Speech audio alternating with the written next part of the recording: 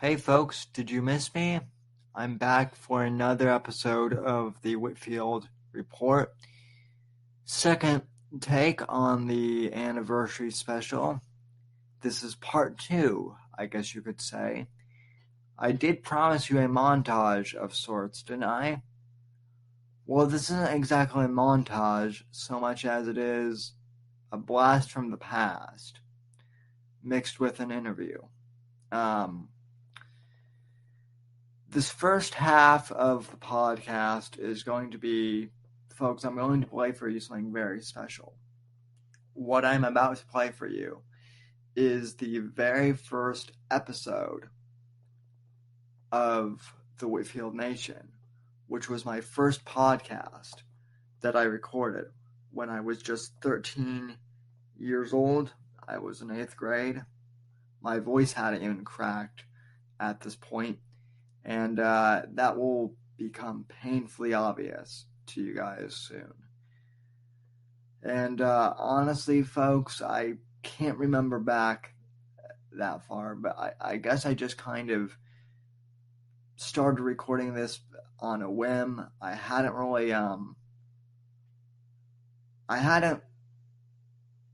really planned on doing a political podcast. It just kind of came out of me. I had been listening to a lot of talk radio at that point, and for some reason I thought it would be funny to do a podcast, so I set up my computer. I got one of those headset mics that you use for like sales calls or something. It was one of those headset mics. And I just ended up recording using that. It's only 12 minutes long, and like I said, I was only a kid back then, and my voice, you'll be able to tell immediately by the sound of my voice. Alright, folks, I hope you enjoyed this blast from the past, and take it with a grain of salt. There were some good moments, there were some cringy moments. All in all, I hope you enjoy it.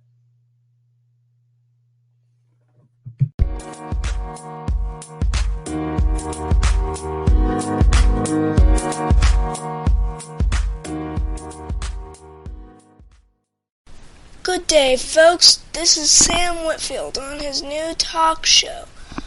I am talking about life, basically, in this talk show. Let's get right down to it. First subject of the hour is the war in Iraq. Folks, it just seems to me like people don't understand what the Iraq war is really about anymore. Here's what I think it's about. And, I hope you can accept my opinions. First of all, the Iraq war is not about oil, I don't think. People have gotten this crazy notion that the Iraq war is about oil. It's not. And people have seemed to have forgotten about what September 11th really meant. That's what the Iraq war is about. It was about It was about 9/11 and the horrors that took place. When I was in first grade, I personally watched that on live television. I will never forget it. And it just seems to me like people don't want to accept anymore that the Iraq war is about 9/11. The second thing I think the war in Iraq is about is it's a holy war. yes, it's the Christians versus the Muslims. That's not the only issue here, though. The Muslims are killing their own people. And that's one of my shallow reasons I support them. But I would have to say that the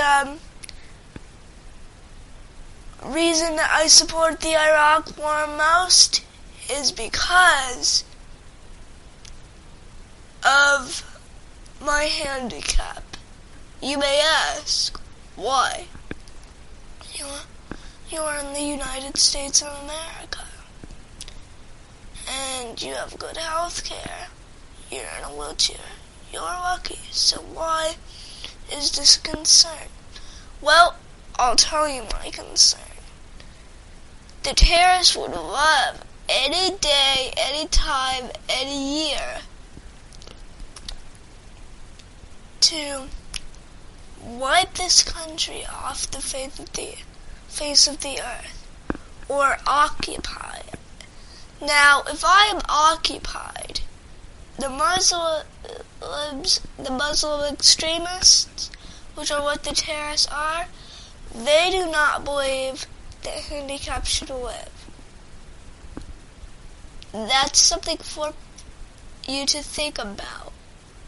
Supporting the Iraq War is that people do not realize what we want.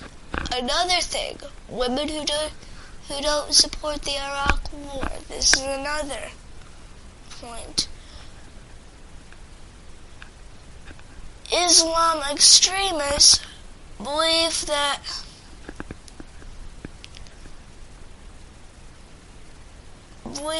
the majority of women, in fact all women, shouldn't be working.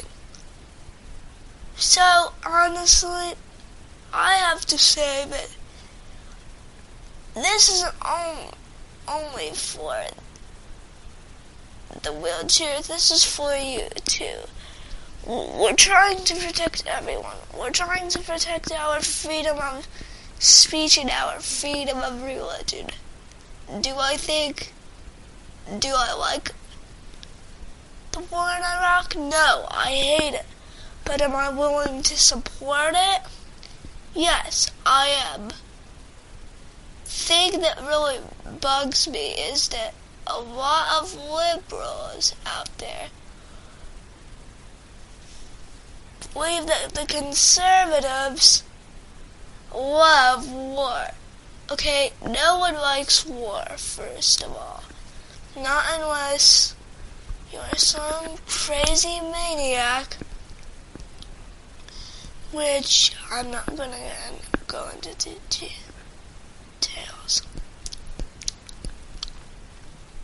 It's just that simple, people. The Iraq War is really a bad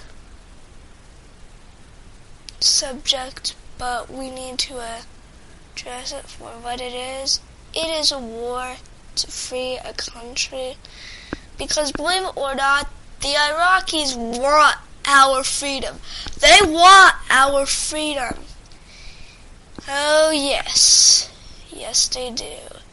The only reason you don't hear about it is because our reporters are getting threatened over there. It's very awkward to me how people hate Rush Limbaugh, yet they haven't even listened to people like him. Now, for you people who don't like Rush Limbaugh, I just want to say that you can feel comfortable with me because I will accept different opinions. Listen, this talk show that I'm going to be hosting,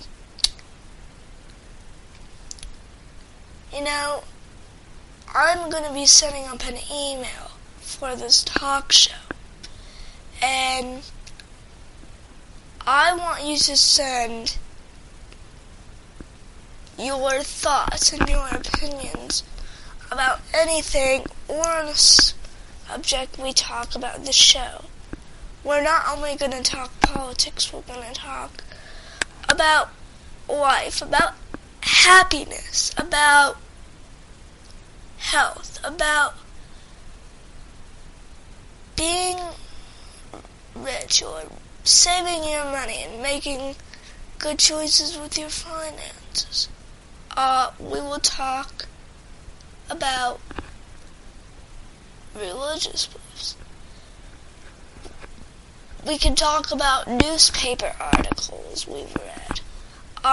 There's just so much we can listen to, and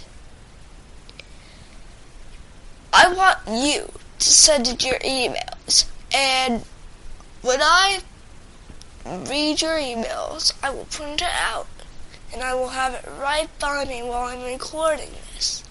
Alright, so one thing that you need to know is that when I read the letters, you can either type in to the email, keep confidential, but I would like your name so that I can know that people aren't sending me spam mail or anything bad. Let's see, what else?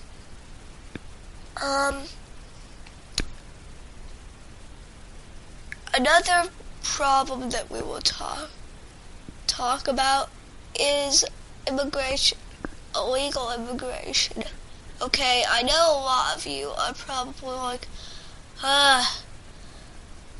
he doesn't like Mexicans. He doesn't like Mexicans. Okay, that's not true. I like them. My concern with illegals is that the terrorists in Iraq, this kind of links back to it, don't necessarily have to look like a Muslim. They can shave their beards, they can, take off their turbans. They can look like Mexicans. There's not much different in color tone. And, someone told me once I was talking with a friend of mine, and they said that when they saw Flight 93, the movie about the Pennsylvania plane crash on 9/11,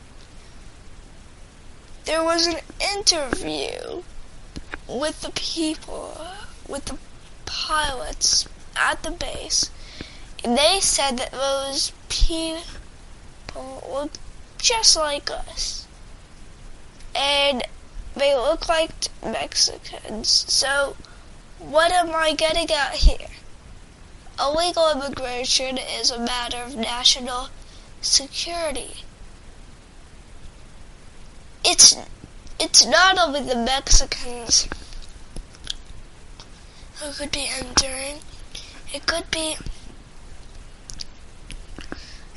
terrorists trying to get in. And if we let them get into the country, then I don't even want to think about what will happen. Another thing that really kind of upsets me is that the illegal immigrants, they're getting more medical rights than we are. They're getting everything free.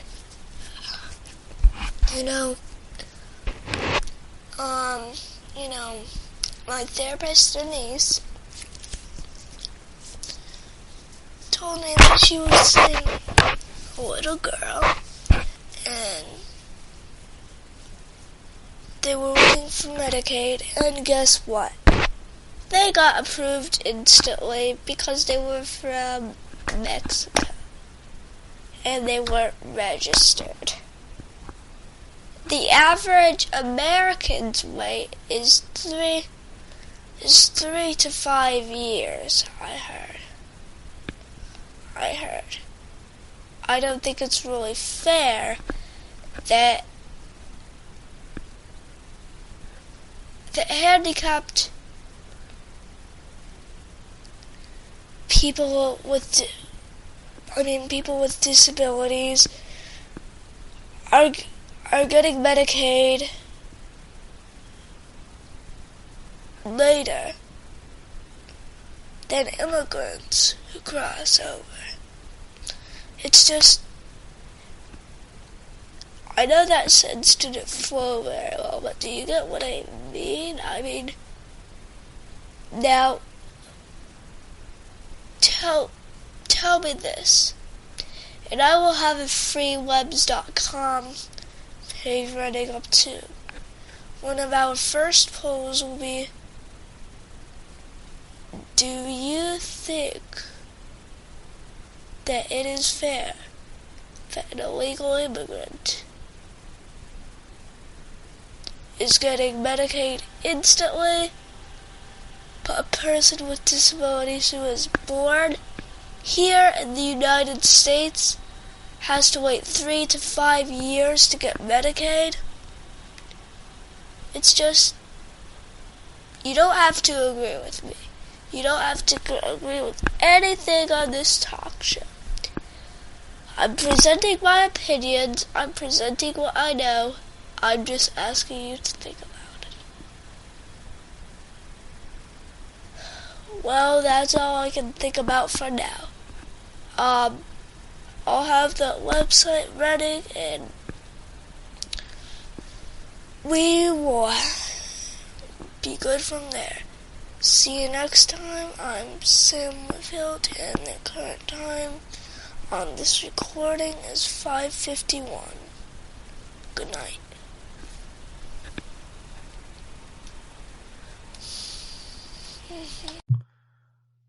Well, folks, I don't know about you, but I sure would like to think I've improved over time. But for a kid in 8th grade, I think I did pretty well for myself back then, and that was the podcast that started it all. But we're far from done. In this next segment, I am going to be playing for you a Skype call with my close friend Luke Nickless. He called me to congratulate me on 10 years of podcasting, and we actually went back and listened to my very first podcast episode, which you just heard, and we decided to record our reaction live. My apologies, but there's no audio from the show itself in the recording, so there may be instances where where there's a bit of dead air from both of us. But we did do some commentary on the show, and I think it turned out well. And then afterwards, we got into just a very deep discussion about the history of the podcast, the current state of the country in general, and our friendship, which has lasted close to 18 years. And I'm not saying that to brag, but he and I have known each other since kindergarten. We've been very close friends. We drifted apart a bit in high school and in middle school, but we've reconnected recently within the past 3 years, and we've never been closer than we are right now. So, folks, I would like you to welcome my good friend, my good personal friend, Luke Nickless, to the Whitfield Report, and I hope you guys enjoy the conversation that we've had together.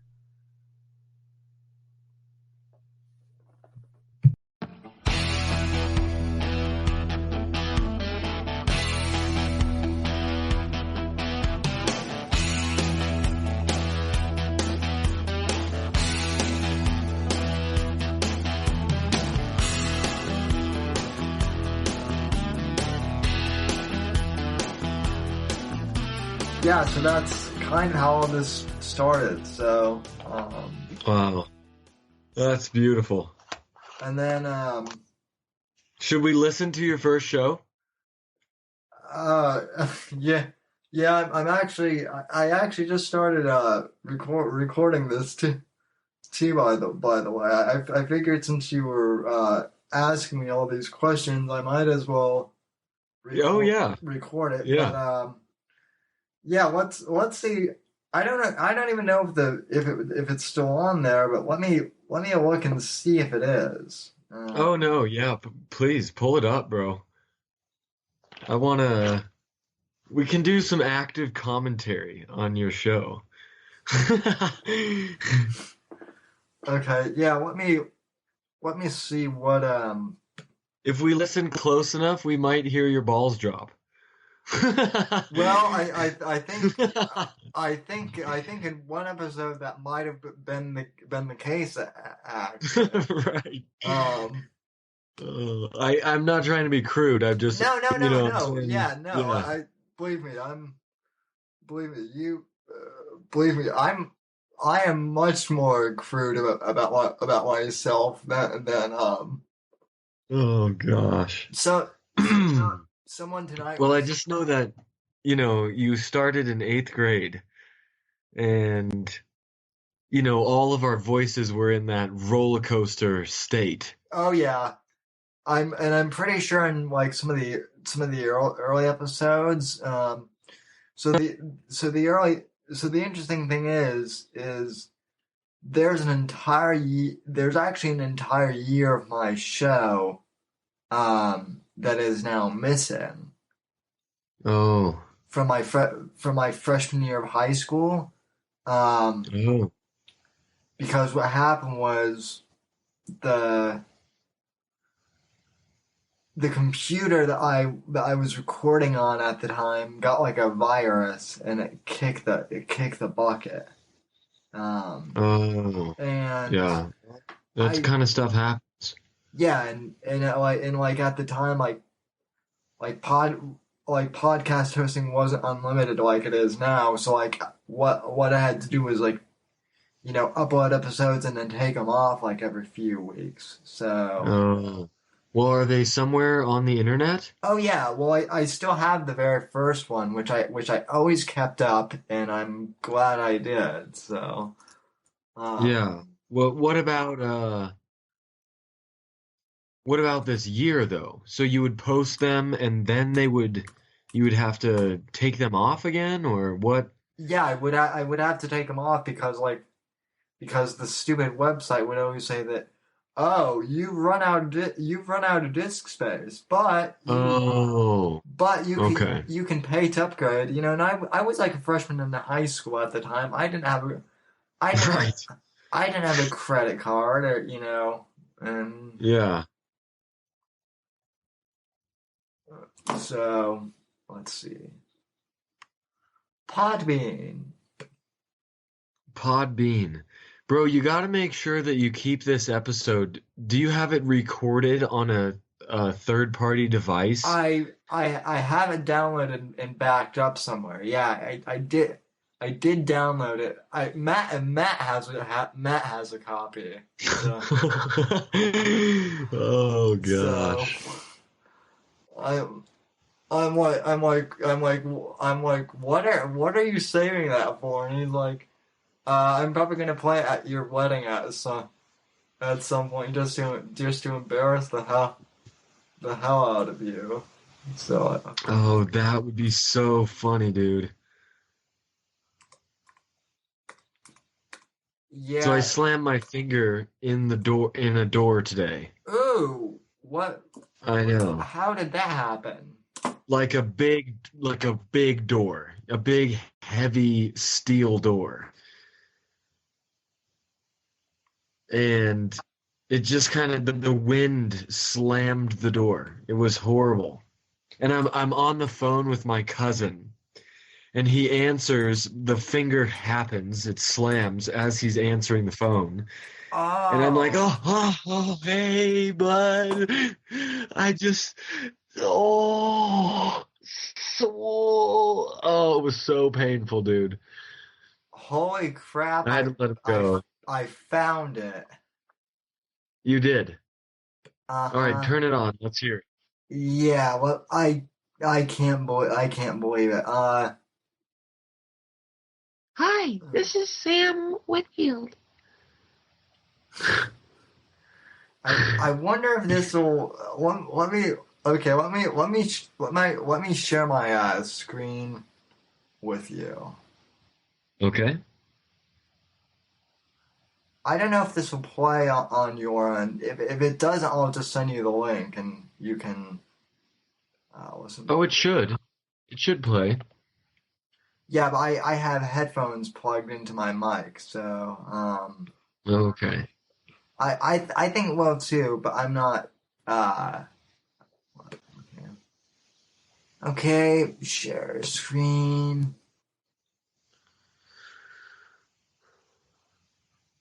I really can't be on too long, bro. I got church in the morning and then work. Oh, okay, yeah. I won't keep you on for too much longer. Okay, can you? Oh, it didn't even ask me if I wanted to share the screen or not.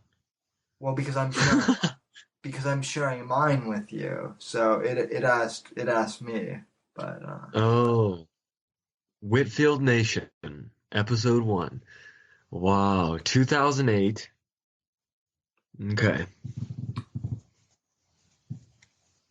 554. Okay, it's interesting that it said it was 5-4, but I recorded it on March 25th. I know that for a fact. Okay.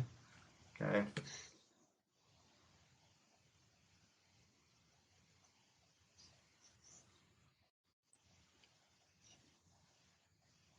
I can hear just a whisper. Okay, let me send you the link. Let me send you the link to Well, the unplug your headphones really quick. Let's see if I can hear it then. um. It might screw up my settings. Okay. All right, then. Let me send you, and then I think you might be able to play it through your speakers. Okay.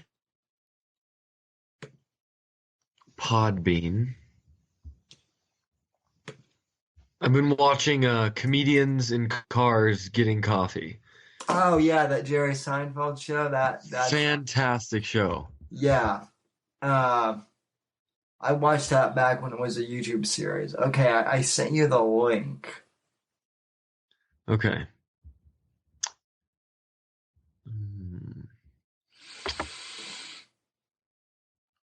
I'm still sharing my screen with you, so I don't know how to get to the link. Uh Hmm. oh, you mean I'm still sharing my screen with you? Yeah. Okay, let me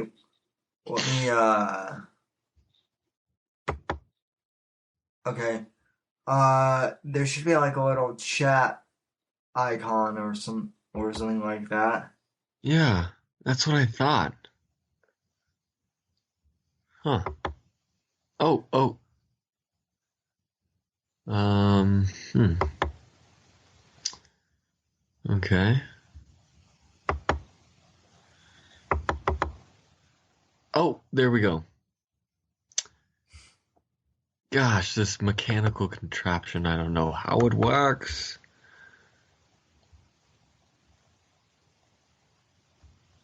Okay, copy link. And we're gonna cruise over here. Paste. Podbean. Yep.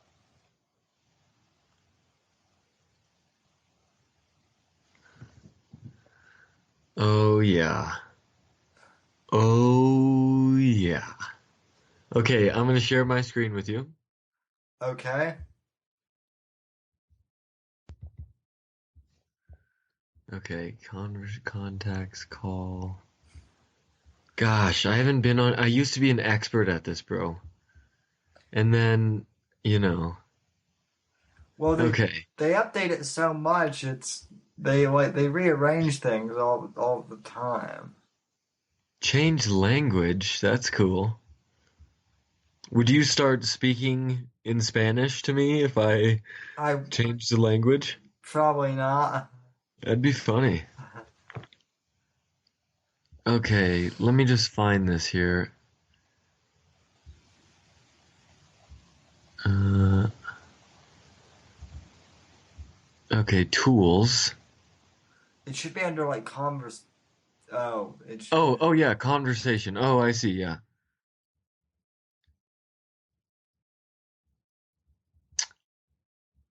Really? It doesn't have the share screen option under. No. Huh. Oh, okay. Let's see.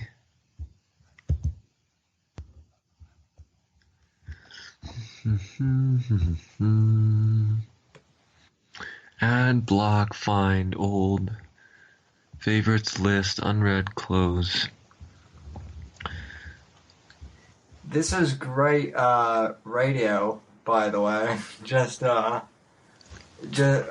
us navigating through your Yeah, I guess so, Skype yeah. Skype It's ring. better than dead air, isn't it? Well, yeah, it's better than that. Um, some would even say it's better than my actual show. So Oh no, no. Okay, I'm ready to like ask Skype. Okay, options. Oh gosh, here we go. is there like a Venues. is there like what what are all the menus that you're presented with? Okay, there's I all kinds of menus. I would ask you to share to share your screen with me, but obviously that's what we're trying to figure out. So Let's see. Okay, webcam. Advanced. no, I don't think it would be under there. Calls.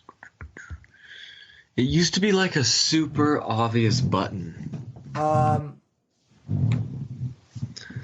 Okay, I have Skype, contacts, conversation, call, view, tools, and help. Luke, when you go into the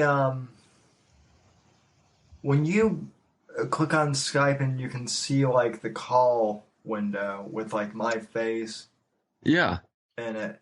Uh, if you hover over it, does it give you like an option for like webcam and microphone, and there should be like a little plus button? yeah. Excuse me. Bless you. Click on that plus button, and I think it might have the share screen. Oh, Um, yeah. If you click on that plus button, it should have the share screen.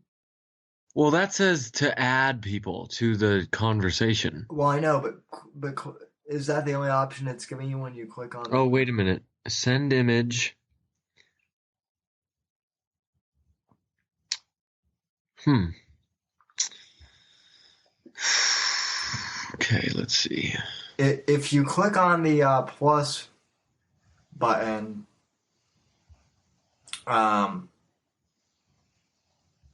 Oh, I see. Oh, yes. okay, okay, yeah, try. Share screens. I found it. Okay, yes, I got you.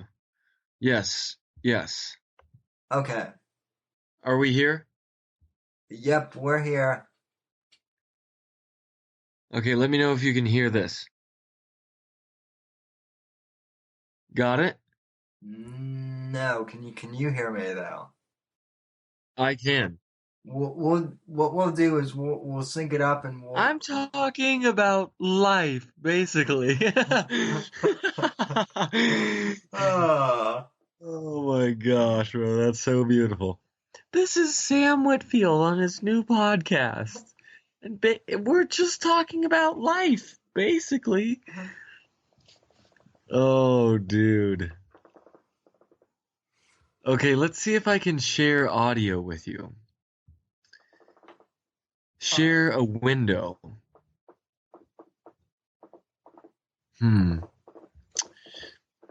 Okay. Maybe it's like the way your computer is set up. You even say, let's get right down to it. I think you still say that, bro. Yeah, I do. Okay, let's get right down to it. That is so cute. Oh my gosh. Okay. If you were a chick, I'd be blushing right I now. know, I'm sorry. I shouldn't be calling your stuff cute, but it is really funny. You're just a little kid, on the thing, not now, but Oh, I know. Yeah, believe me, I'm amazed. I'm amazed that that voice became this. okay, I'm sharing just a window. Okay. Yeah, I can see it. We might just have to sync this and hit go at the same time. Okay. Okay. Are you ready? Yeah, I'm at 19 seconds already. Oh, you're at 19 seconds. Well, let me hurry up to you. Okay. Okay. Okay. I'm at 20 seconds, so we can. Okay. I'm listening. Yeah, folks.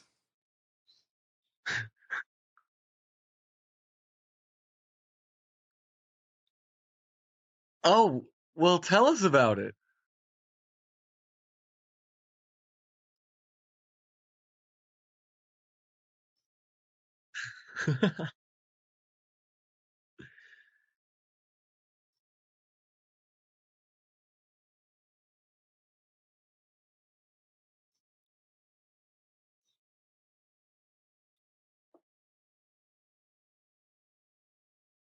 Okay, I'm paused at 58 seconds. Hold on. Dude, this is extraordinary. I'm serious, bro. This is unheard of. That some eighth grade kid would be talking about his opinions that hopefully you can accept about the freaking Iraq war, dude. I mean, this is something else. Oh my gosh. Yeah. Here's me 8 years later. I don't really give a crap if you accept my opinions, but here they are anyway. Right, exactly. So Okay, I'm continuing. How many seconds are you at? I'm at 102, but yeah, it's Okay, yeah. okay.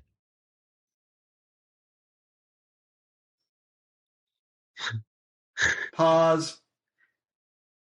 Okay, the scary thing is it seems like a lot of people actually have forgotten about 9/11 in a way. Oh yeah, yeah, definitely. I mean, I think, there were so many different causes and benefits to the Iraq war that it was like a boiling cauldron of, milk. And, if you let milk on the stove for too long, it boils over really Right, quickly. yeah.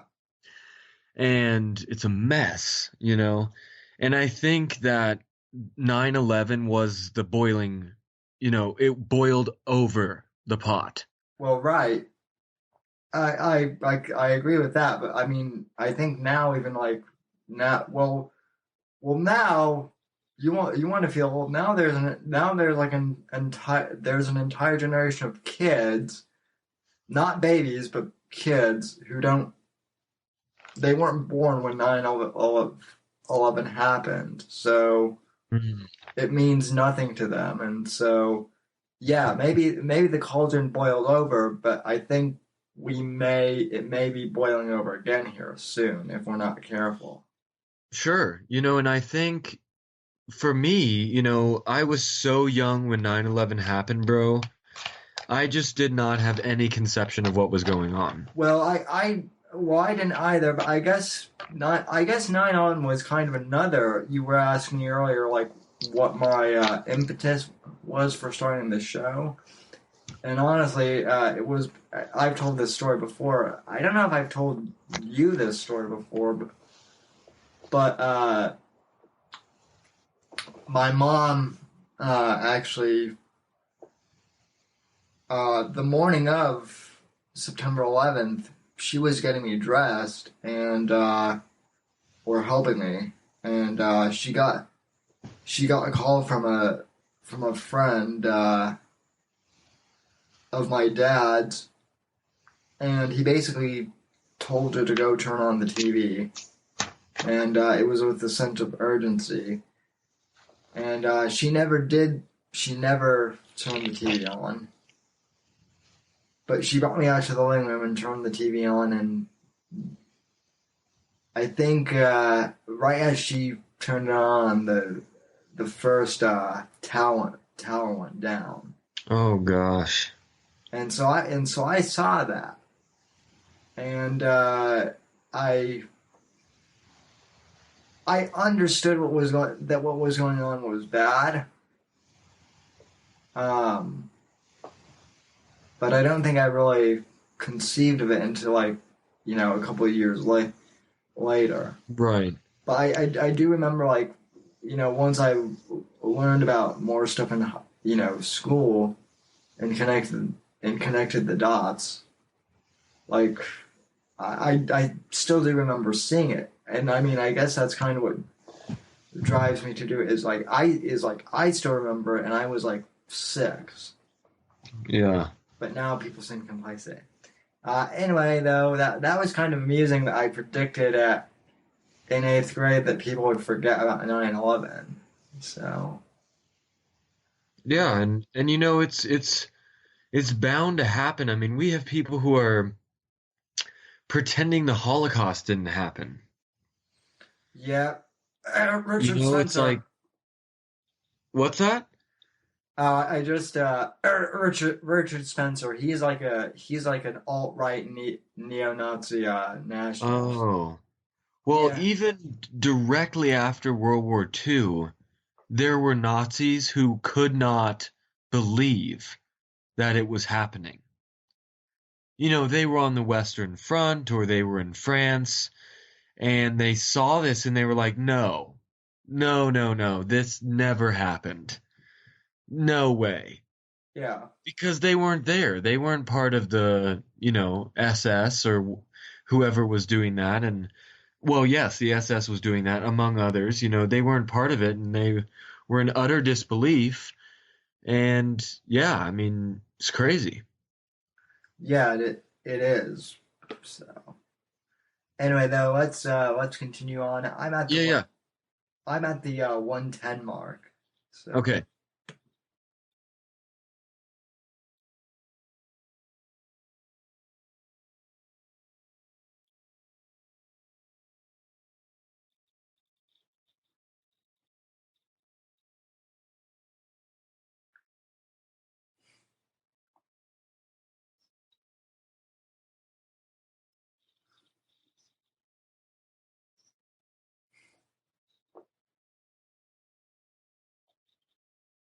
Okay.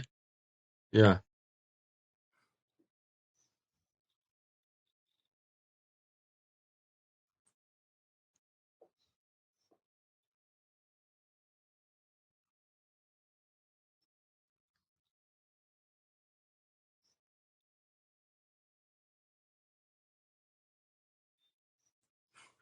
radical Islam.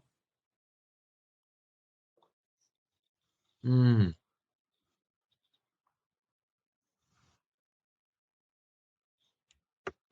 Oh, wow. I just paused it at 2:13. Uh huh. It's a holy war. It's the Christians versus the Muslims. Yep. And I think that's I mean that's fairly valid in part for sure. Right. Yeah. Um I mean, I think for being in 8th grade, that's pretty advanced. So, Yeah. Do you think you heard your mom talking about this?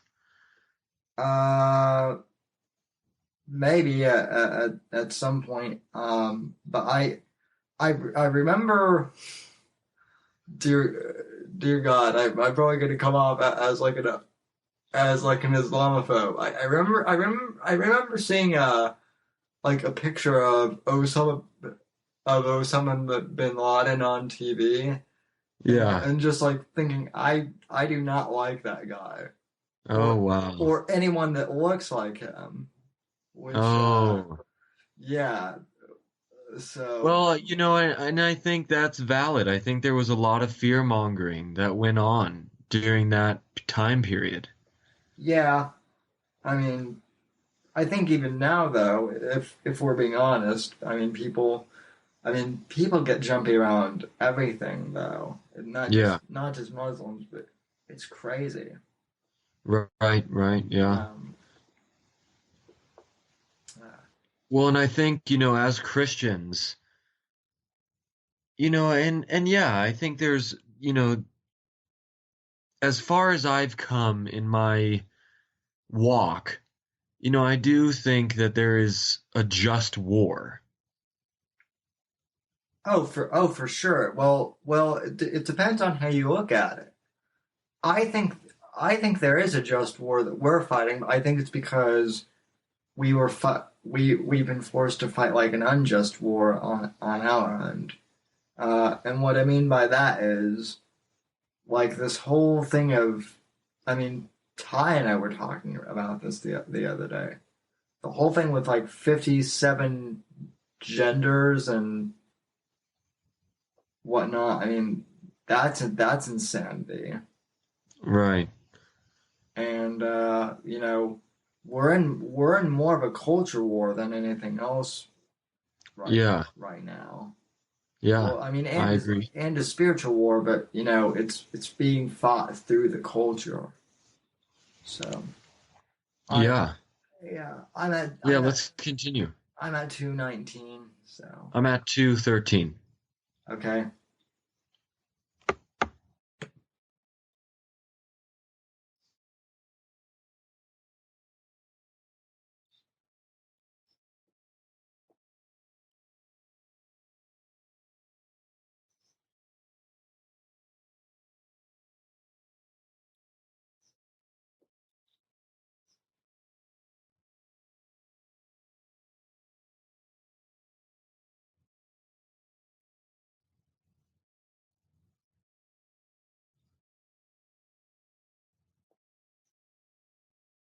You may ask, why? Pause. I forgot about this part completely. Oh, I I like I have no idea where I'm going from here on out. So okay, it. play.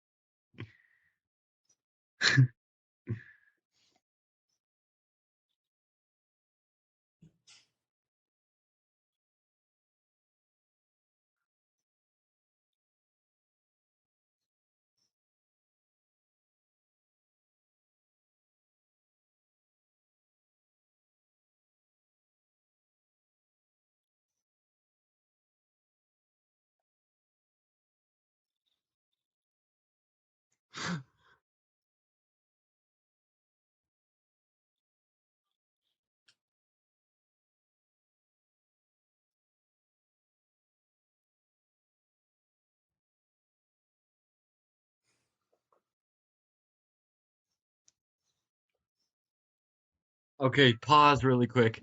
I'm at 404. Where are you getting this thought? I feel like a lot of this is long conversations that you've had with your mother and John, and things that you have absorbed from listening to them talk about serious stuff. I mean, this is pretty. yeah, I mean, this is like a pretty good analyte, an analysis Well, of and reasons to support the war. It's very interesting. I mean, and I had heard the cons too in school and whatnot. I mean, Right, yeah. Oh, and yes, we're in it, we're already in it for what, 3 or 4 years at this point? let's see. Oh, in terms of school, No, in terms of the war. well, the 3, 4 to 5 to 6 to 7 to 8. We're 5 years into the war. yeah, we were 5 years in. So, and Wow. you know, I I I do remember, like, even going back to elementary school, we had a teacher who was pretty far to the left, to the point where she wanted to vote for John Kerry. So Well, then maybe not. Maybe this is more than just. I mean, this might be a lot of Sam Whitfield thought. You know. well, I mean, I did this completely unscripted, and I mean, I still do it somewhat unscripted, but for a while there, I actually did like prepare little outlines. Hmm. But this one was just like a complete dry run. Like, I I had no idea what I was just going along with what was in my mind, Right. you Let's know. see what happens. Yeah. So Okay. Well, let's see what happens.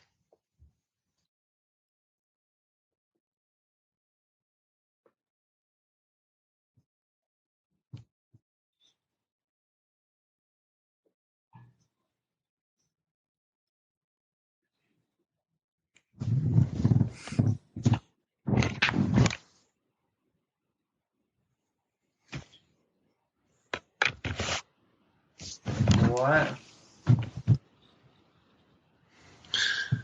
What?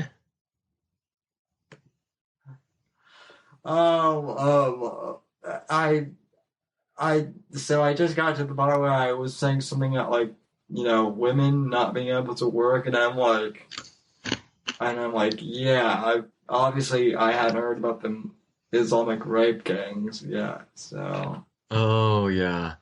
Right. Women not being able to work or to drive or to, you yeah, know, yeah. yeah.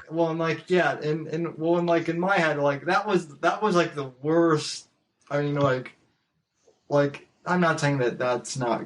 I'm not saying that's good, but, like, obviously there was a lot more to it. So Right. Or to sing or to write or to read, right, or to ride a boat. I mean, oh my gosh, dude. There's these Saudi women that we're, hoping will come to church with us one of these days, but, you know, I hope to God that they do. Um, hmm. but we were asking them, oh, what do you like to do in Saudi Arabia? And they said, oh, we like to go to the beach. I say, what do you guys do at the beach? And they say, oh, we chat and, all the girls hang out. And I was like, oh, do you guys go out on boats? They say, no, no, no, no, no. Women are not allowed on boats. That is only the men. And so the men go out on the boats and they, Do they have? have all this fun and the women have to wear a full dress, you know. Yeah, yeah. That's it. So they have to wear like a full. Is it? And I'm assuming it's black too, right? Right. In the middle of the heat at the beach, yeah. Dear God, that sounds painfully stifling. Just thinking about that. I mean, It is. at least give them a white robe. I mean, Right. not that that's going to make things much better, but give them something with more neutral. Well, that I mean, that's even something I think that Steven Crowder brought up a few years ago. So, um, Yeah. All but right, well, let's play on. I'm at 441. So. Okay.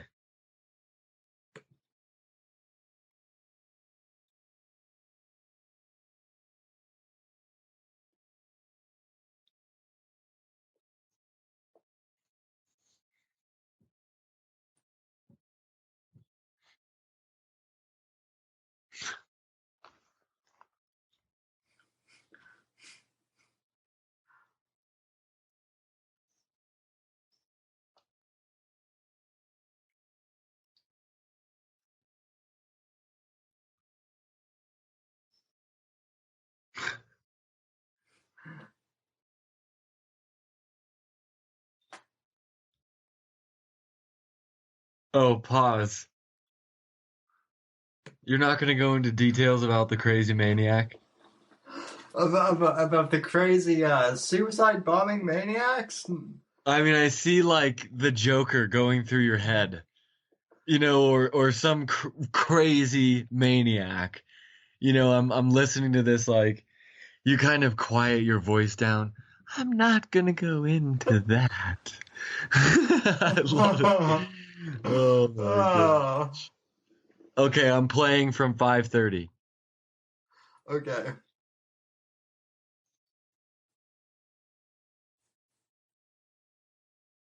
It's just that simple. Yeah.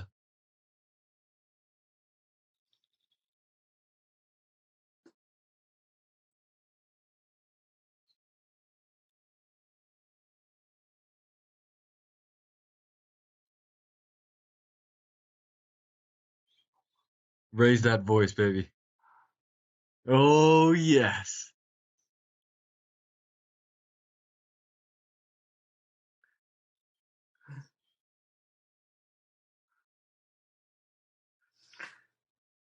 Fake news.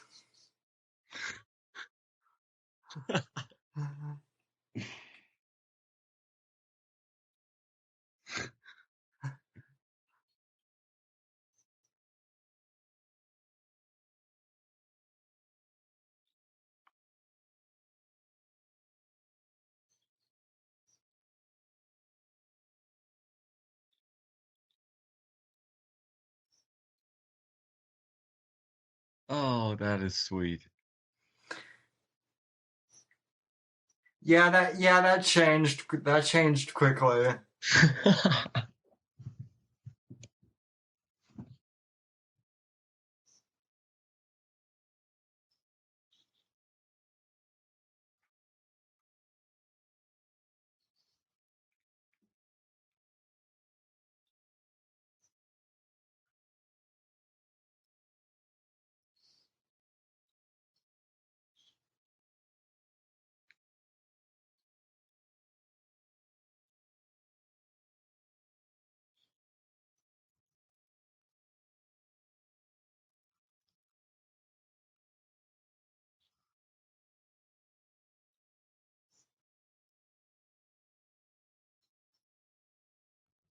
Your finances.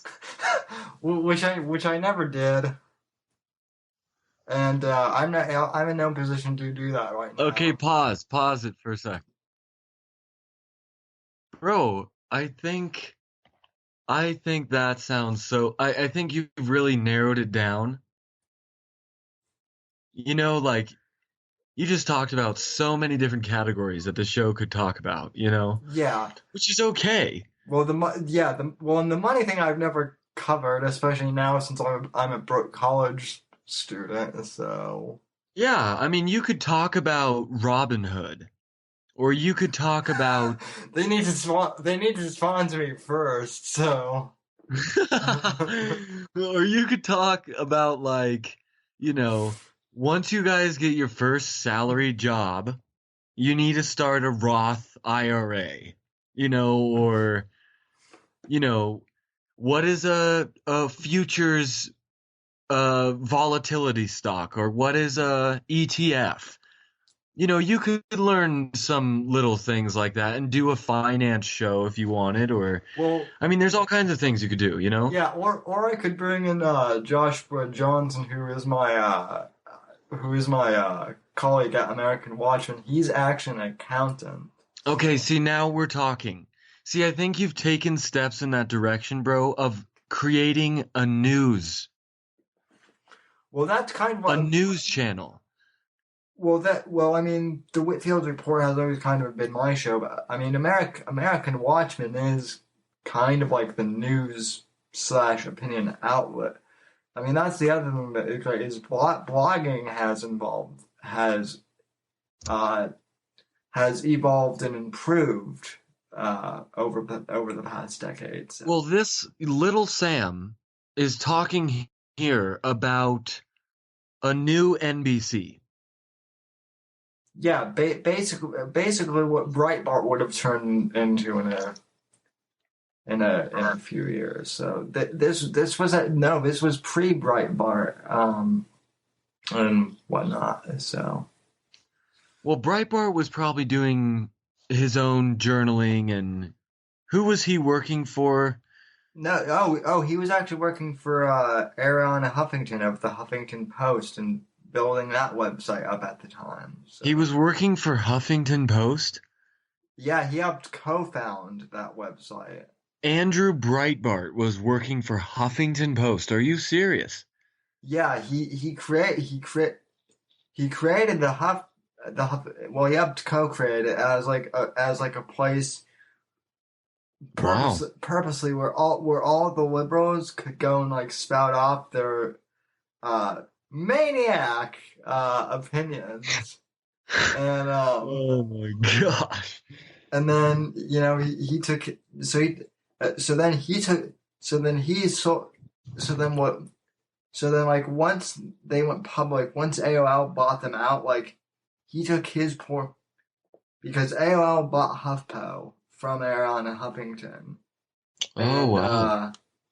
then once they got bought like I think from what I remember of the story uh, I think he like took his end of the money and like started you know what would become Breitbart from his basement so Wow.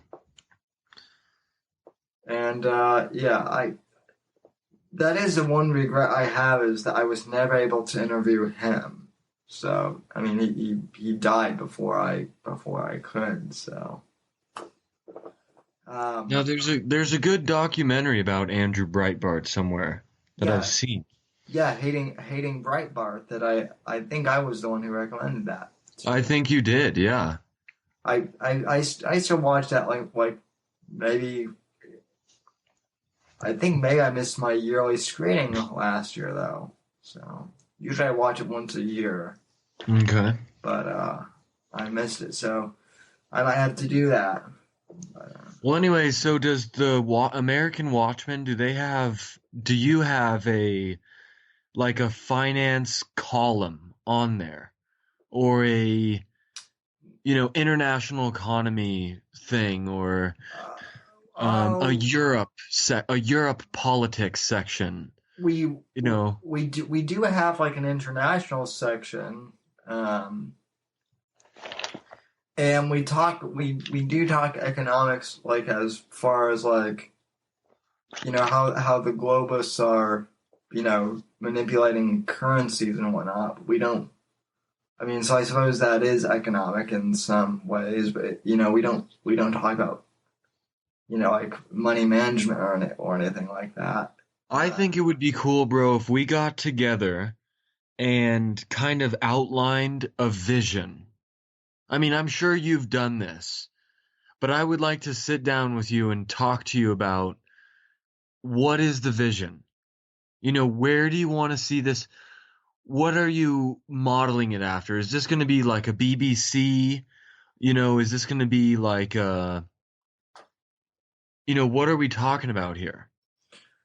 well, you've already met Adam, who's one of the co-founders, and you know who knows? I think you should meet the rest of the board at some point. So they're probably all going to hear this, by the way. This Oh, going cool. Yeah. this I going. think it would be cool if you guys got together. I mean, I don't really know if I need to be there, but if you guys got together and outlined a vision, Well, You know, I can throw a few things out. I think it would be cool if you had like a ticker box. You know, where you had one of those ribbons oh yeah, that had the Dow Jones, well we the Nasdaq, S&P. well we've been trying to like put one of those on our site, but they don't. Those are kind of hard to come by. So Okay, that would be super cool to have that on there. But anyway, I'm just throwing some ideas out there, and those yeah, ideas are things that news agencies that I get my news from, that's what their website looks like. It looks professional, it looks organized, it looks serious, you know? And have American Watchman does, don't get me wrong, it does. have you I've been on the site. have you been on my Uh, personal website lately? I've been on there, I went on there one time, yes. No, like twice. Yeah, 2 or 3 times probably. How long ago? I redesigned the site at the beginning of the year. Okay, let's see. It's just thesandwhitfield.com. Oh, right. Yes, yes, yes, yes.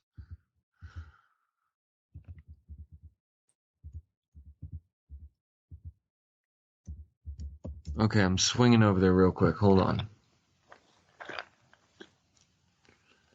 Is a theme song gonna start when the web page opens? Dun dun No. dun dun. It's the same Whitfield. Dun. Look at that mustache, dude. Oh baby, oh baby, that is luscious, bro. Do you comb that bad boy or what? Well, I just trimmed it. But Wow, this is great. You got a book review, a film critique, a concert review. Nice. so my personal website is kind of like the political thing, and then like also like kind of like my culture critiquing too. So Oh, cool. Yeah, that's lovely, bro. It looks great. thanks. So Yeah, that's great. all right. Okay, let's continue on with Whitfield Nation. Yeah. Uh, Brought to you back from the past at Luke's insistence. So all right, I'm at 749.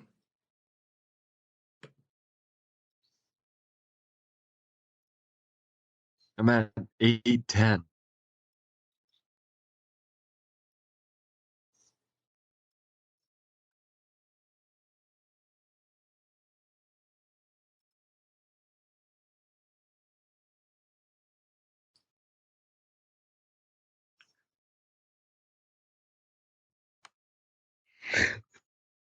Keep it confidential. Let's keep it confidential.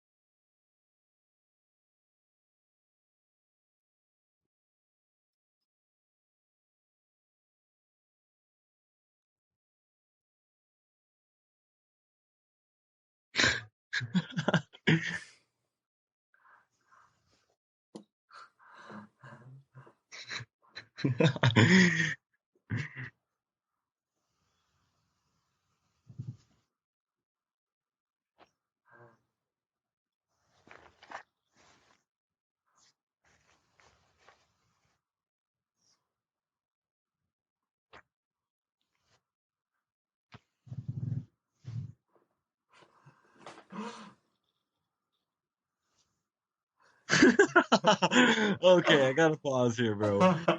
They can take off their turbans, they can shave their beards, and they can look like Mexicans. That is just, oh my gosh. You want to know what's hilarious? I was laughing because that is such a Trumpian argument too.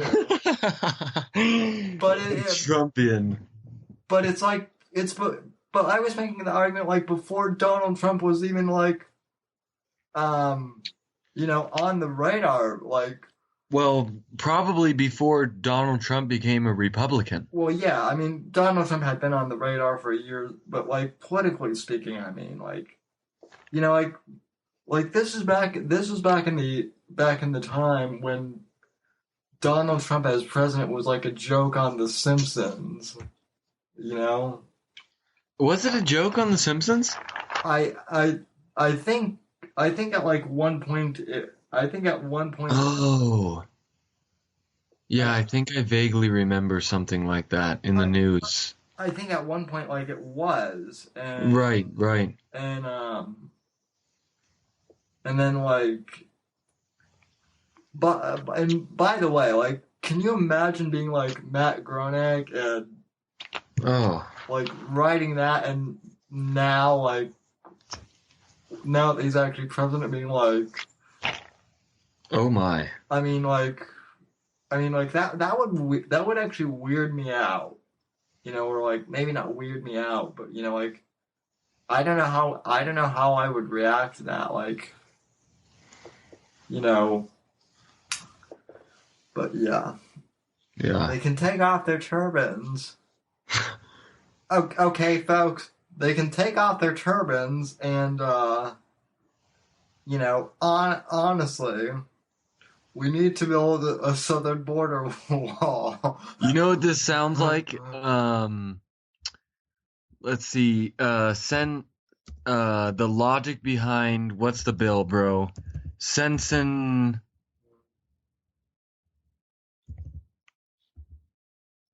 Sensenbrenner, bro.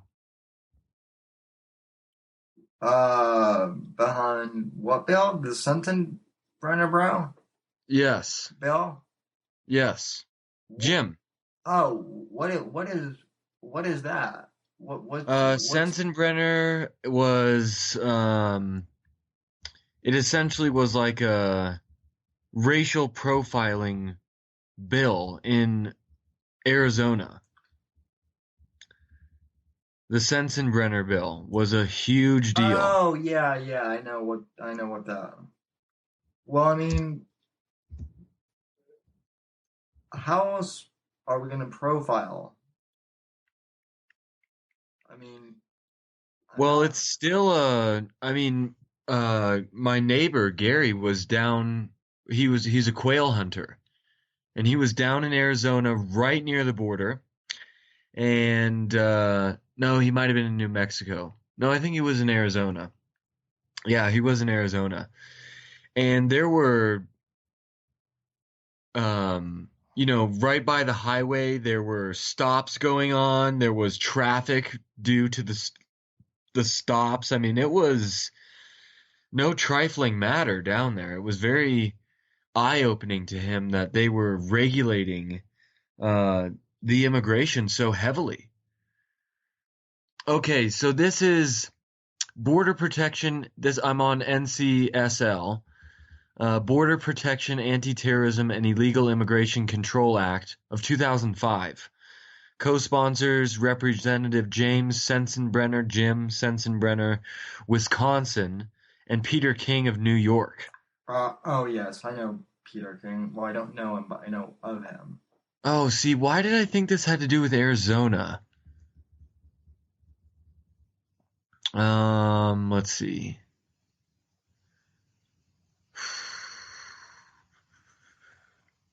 Hmm.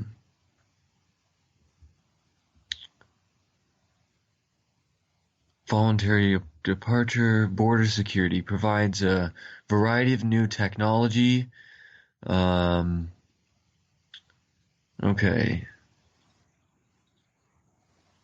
Provides additional fencing along U.S.-Mexico border and calls for a study to examine the construction of a fence along the northern Canadian border. Interesting.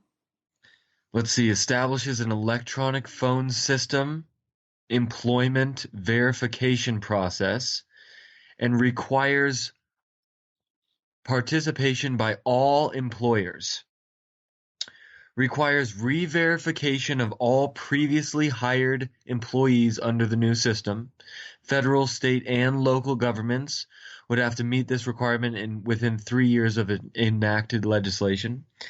Increases civil penalties for hiring individuals without employment authorization, expands requirements for employment verification of day labor sites. So it's not a racial profiling thing. Um, No, but I think that's what the media tried to paint that as, if I remember correctly. The fake news. yeah, maybe something like that. But there's another bill, bro, that we should know about, honestly. Well, maybe we can search for it another time. Yeah. Because it All right, is. let's listen further. Okay, where are you at? I'm at 9:29. We have 5 minutes left. So Okay, I'm at 9:47. How did that happen? Go ahead and play, bro. okay.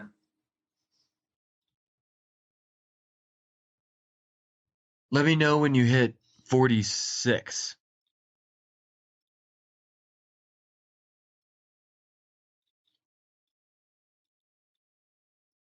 Yep, I'm there. Okay.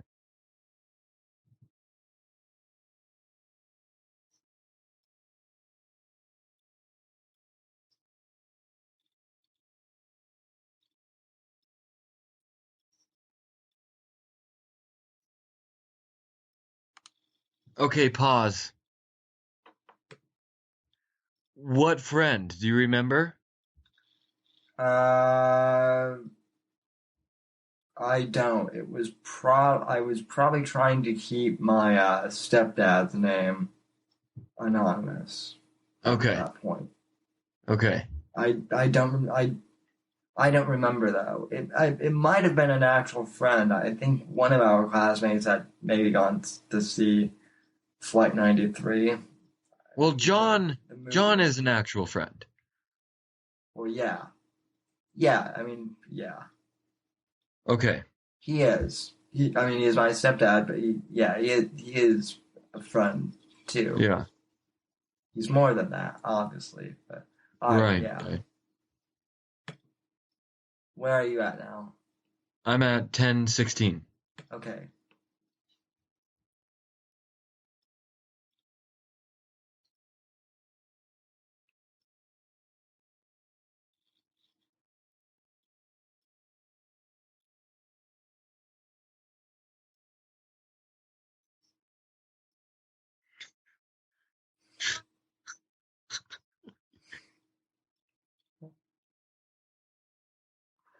Yes. Yeah, I agree with that.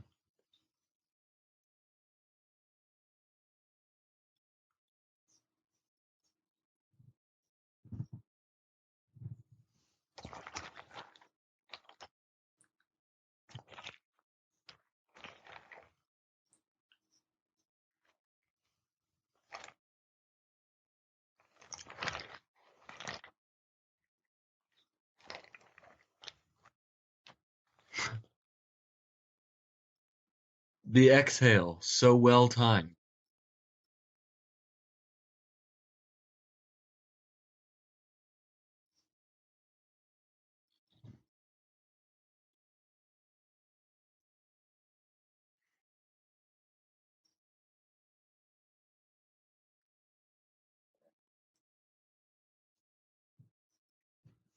Now, I don't know about that, but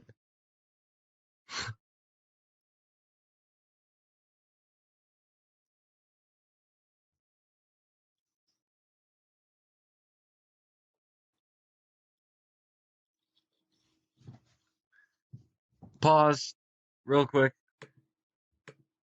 Who's Denise? Are you still in contact with Denise? Yeah, my therapist, and I'm probably gonna have to bleep that out now if I ever repost Oh, okay. that. So, Yeah. I mean, uh, I think it's so profitable to have a therapist.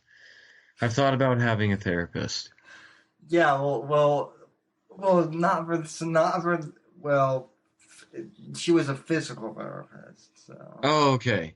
But I think it's also good to have, or at least a pastor that you talk to every now and then, about things. That's what you got me for in my Well, yeah, part. I was just thinking that. I was like, I don't need to pay someone $100 an hour to listen to me confess, I you mean, know? if you want to, Well, we'll see. When I get on salaried job, bro, maybe, when I get a salaried job, we'll see. these tuition bills and Right. Yeah. college textbooks, they're not paying for themselves. So No, but no. they're In I'm not fact, they're gaining interest. right. Yeah. So Okay, let's play. and I'm at 11:58. okay, I'm at 11:54. Okay. Three, two, one.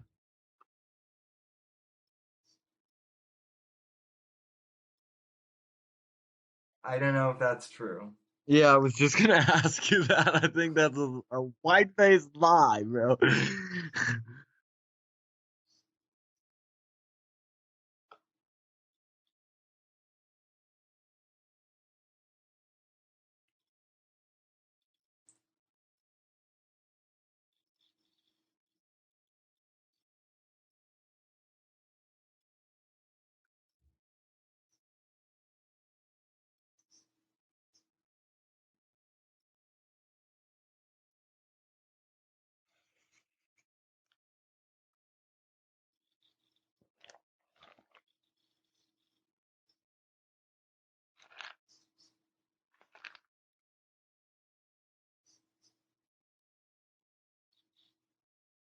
Yeah, yeah. Yeah.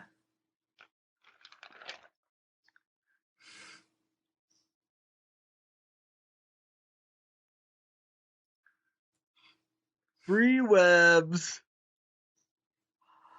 God, this thing is dated. Yeah.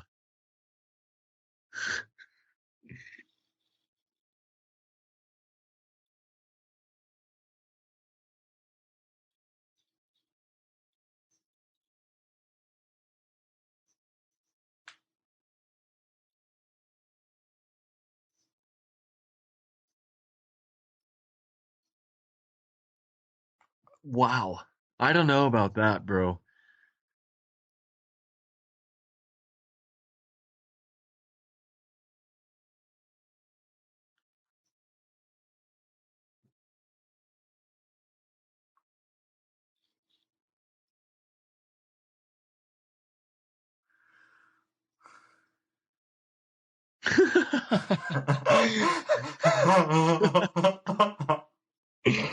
Oh. Well, it's honest for the most part.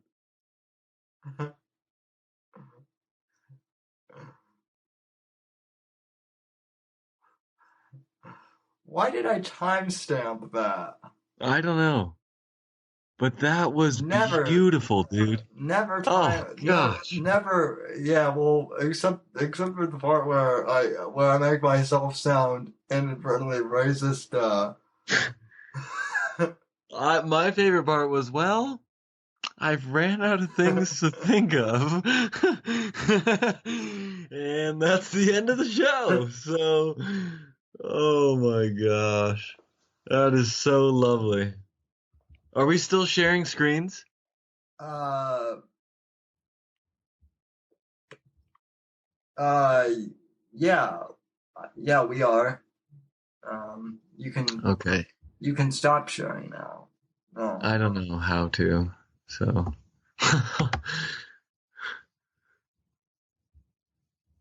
that plus button. Okay, okay. it should say like stop screen Oh, share. yeah, yeah. There we go. Okay.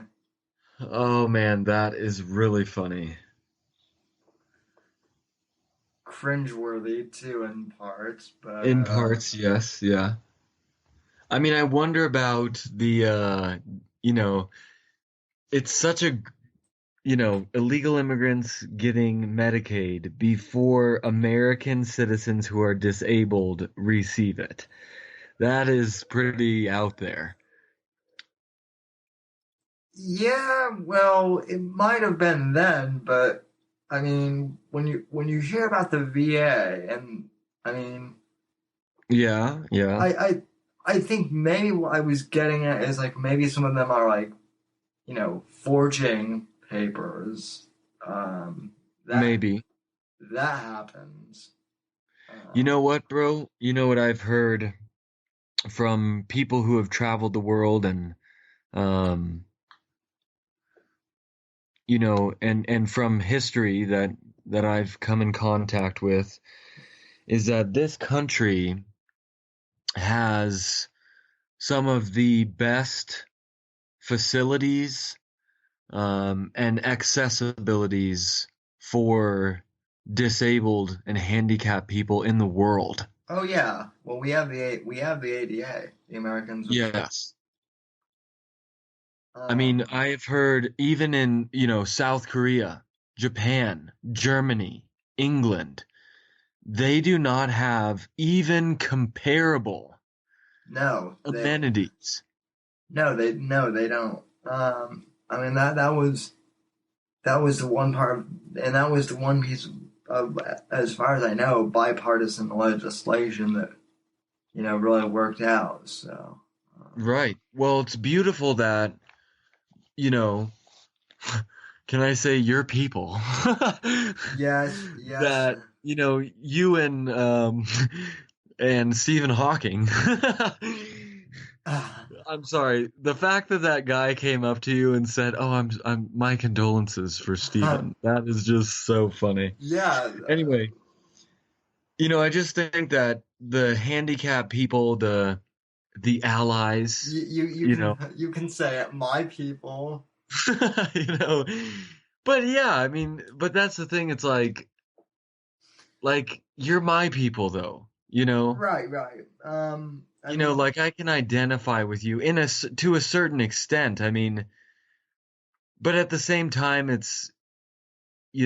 yeah, it's your people. People who have struggles, and we have struggles, Sam. We struggle in many ways the oh, same. oh yeah. It's just like, you have this incredible struggle that has helped define your character and refine you as an individual. Um, and in many ways it's been a blessing, and in many ways it's been, a very difficult and infuriating thing to deal with. Um, It has, it has, and it hasn't. right, exactly.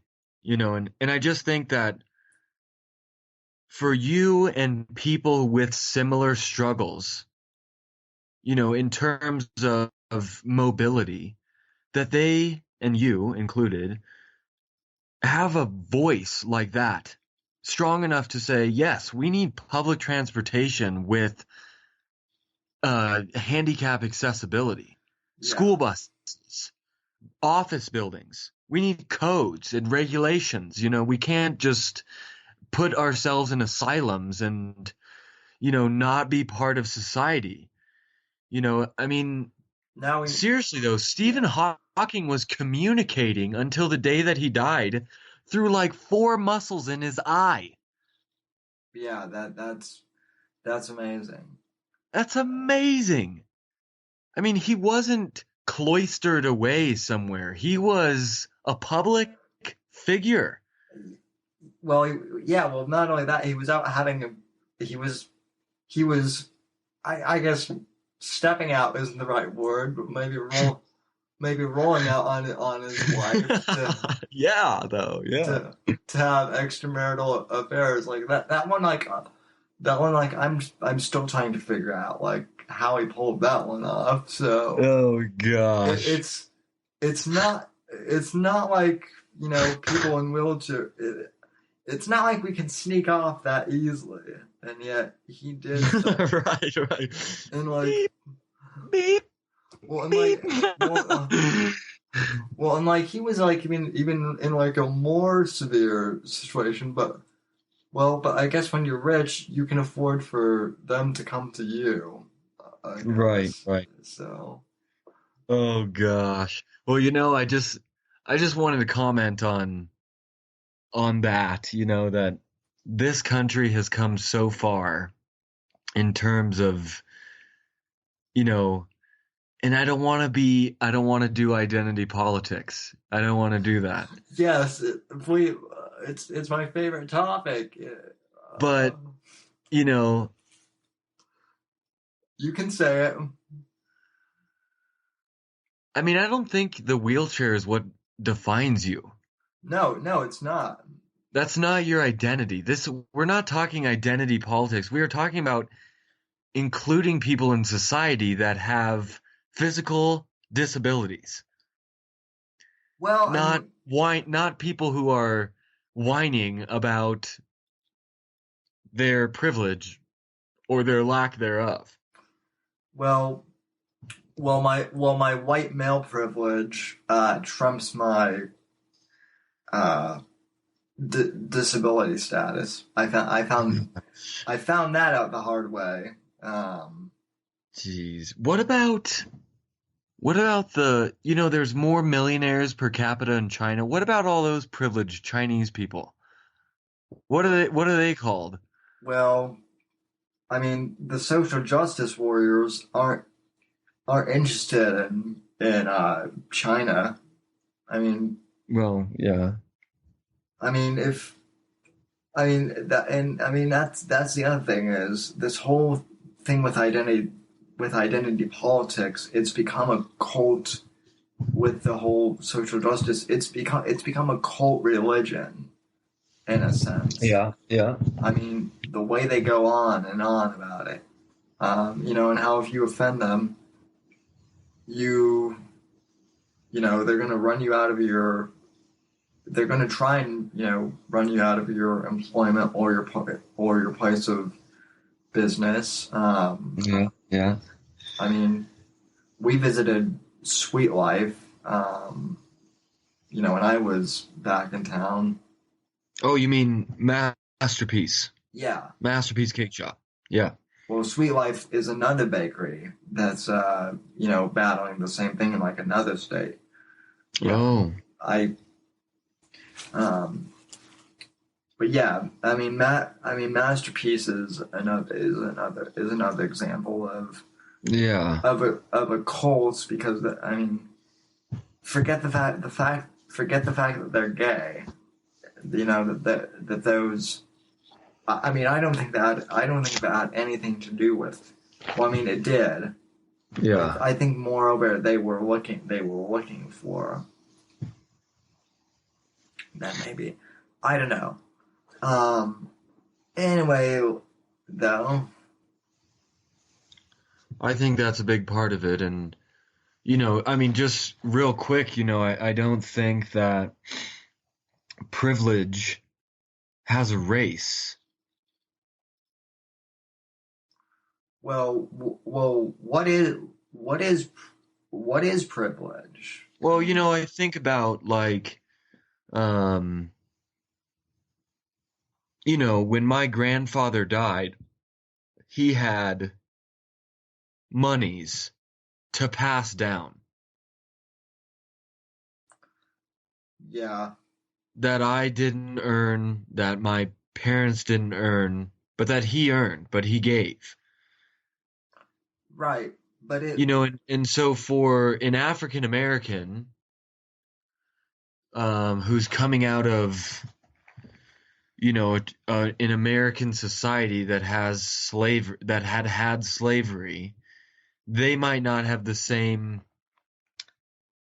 equity that the white folk have. But the issue is that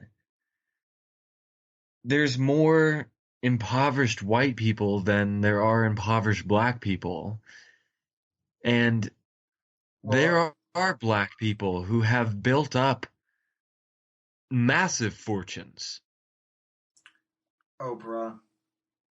I mean, even directly after the The Civil War. the Emancipation Proclamation and the Civil War and the Reconstruction, the Wizard of Tuskegee, you know, um, Frederick Douglass, W.E.B. Du Bois. I mean, these were men and women who had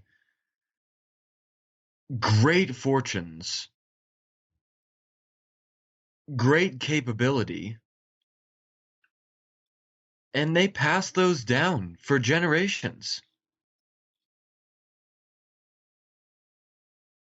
Yeah, And we're talking 1865, 1870, yeah. right after the Civil War, when African Americans could own land. And it wasn't easy by any means, but only in America could they do that.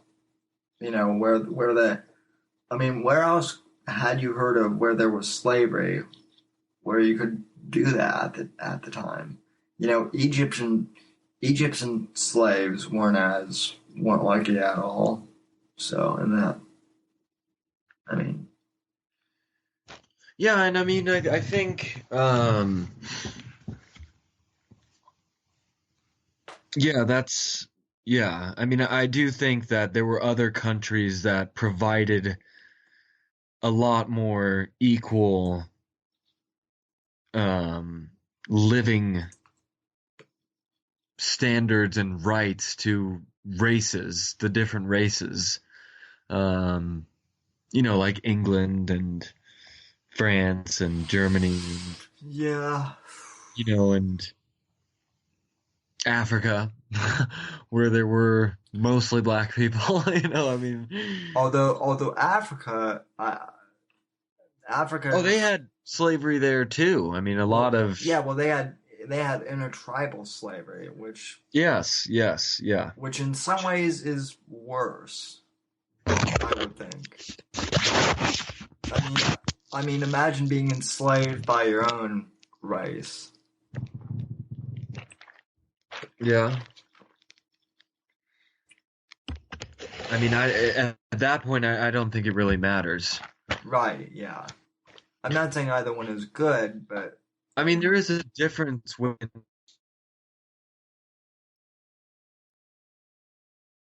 oh boy. I mean, but either way, it's like I'm a slave. Hmm. No, I hear you. Yeah, but to have to live with, this ingrained generational thought process of white people are better. Well, That the is a very hard thing. And I don't know if a lot of slaves believed that. I bet many slaves actually believed that, well, which is very yeah, sad. it is sad. What's what's even sadder to me though is um now we have a whole generation. Now we have two generations or more who have at least been who have been removed several times from slavery and at least twice from the civil rights movement, and yet Yeah. they still think that they're owed something for um, for stuff that no one in our generation did, and that I mean, my parents aren't racist, my grandparents aren't racist, so But why do we as a race now? Why do whites as a race now in 2018 need to pay reparations? Which is, what some of these Mm. actors think. Well, I think about, if we look at the situation that we're in right now, this white privilege, okay, let's say I do have white privilege, and I am a privileged individual. I'm not going to lie about that. I definitely have a lot of privilege. It's not because I'm white. It's because my ancestors, came to a place that they lived, they worked from each other, they They used big families to make big connections, in a community. I mean, they used each other. They used their skill, they used their talent. They got on their knees and begged God to help them, and yeah, I mean, a lot of it was natural resources around here that was, there were laws, and part of it was they were white, you know, Yeah. in America. Uh, um, at a certain time, that was a big part of it. But as it went on, it became less and less of a part of it. And what became more a part of it was, honestly, their lifestyles. Were they gambling? Were they getting wasted? Were they saving their money? Were they having a lot of children? It became a um, different factors than race started to play bigger parts. But race at one point did. So this privilege has passed down Right, from yeah. generation to generation. And here we are in this generation. I have done nothing for the house that I was born in, nothing for the parents that I've had, nothing. I have done nothing. I'm born and I have these things. And, uh, you know, Jeffrey or Andrew, some black kids in another neighborhood who at one point it was definitely about race, just like I was just saying, and further on it became less and less about race and more about lifestyle and etiquette and all of these other things, and how many children you were having and where you were moving and where your demographics and what neighborhood and what church and all of these things and your friend groups. It became more and more about that. Uh, Yeah. um, and Jeffrey and then the black kid were born. They had nothing to do with their family's history. They had nothing to do with the parents that they had. They have nothing to do with the house that they were born in. And they're asking me, who has nothing to do with the parents, nothing to do with the ancestry, nothing to do with any of that, if I can save them. Right. So right now, in that mindset, I think of Jesus, bro. Freely you have been given, and so freely you will give. Yeah. So if Jeffrey and Andrew really have a serious problem with the privilege that I have, then I'm going to use that to help them. Now, is it my fault? Should they yell at me? Should they scream at me? Should they get angry at me? Well, if you have no one else to blame, then go ahead. But I'm still going to spend my life helping to better you, not because of your race, not because of your privilege, because you're a human being and you're in my community and I want to help you.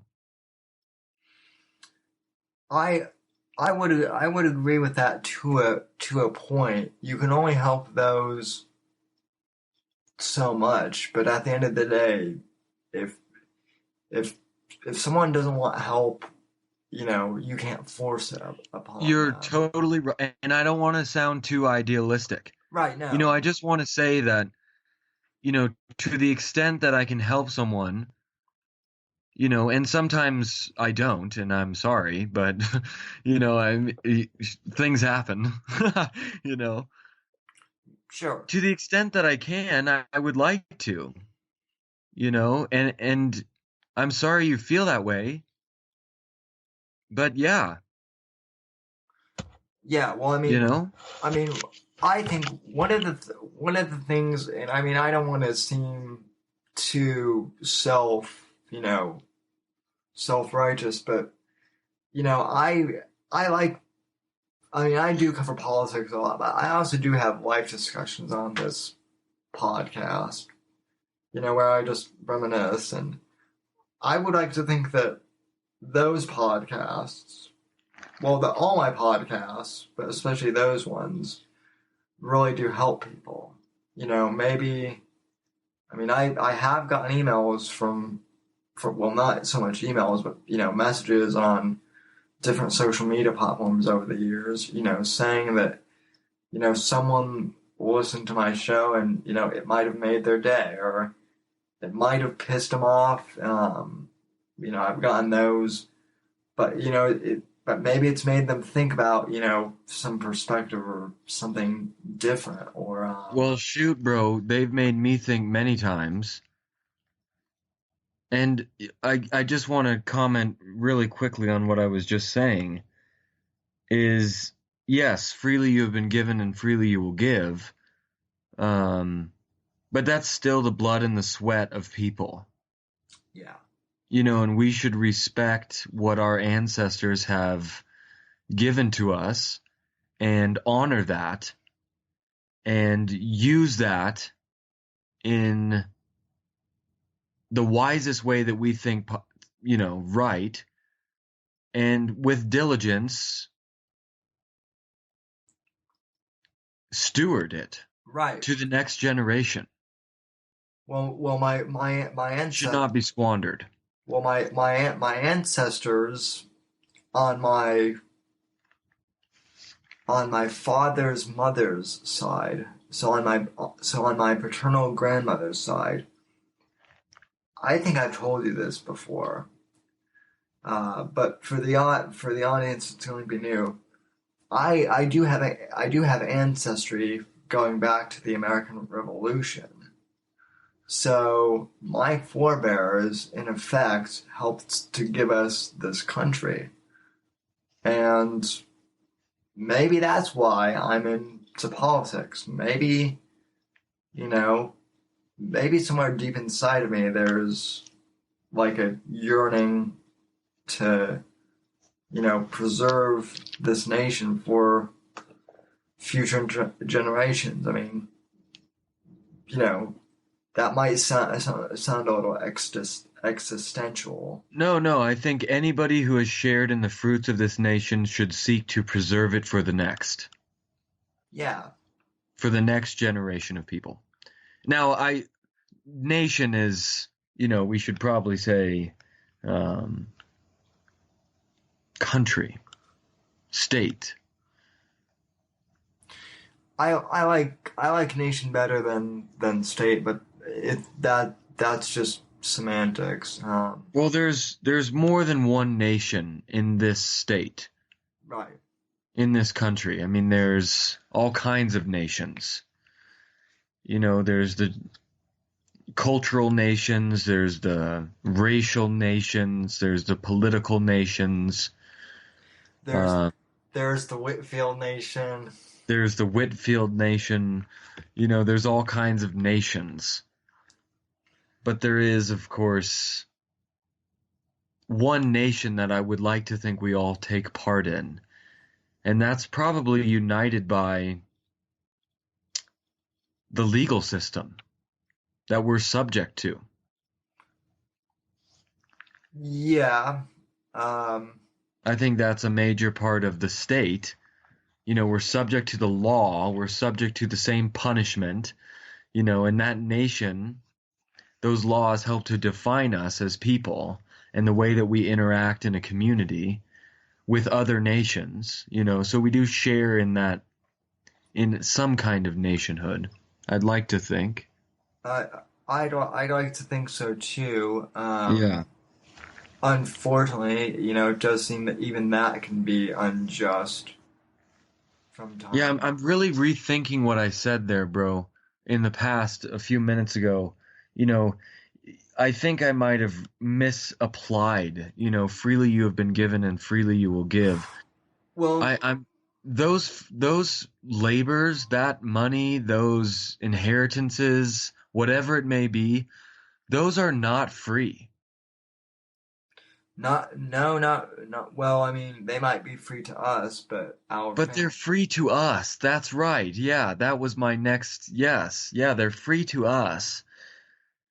Just like grace, God came to earth and died and rose again, the firstborn to eternity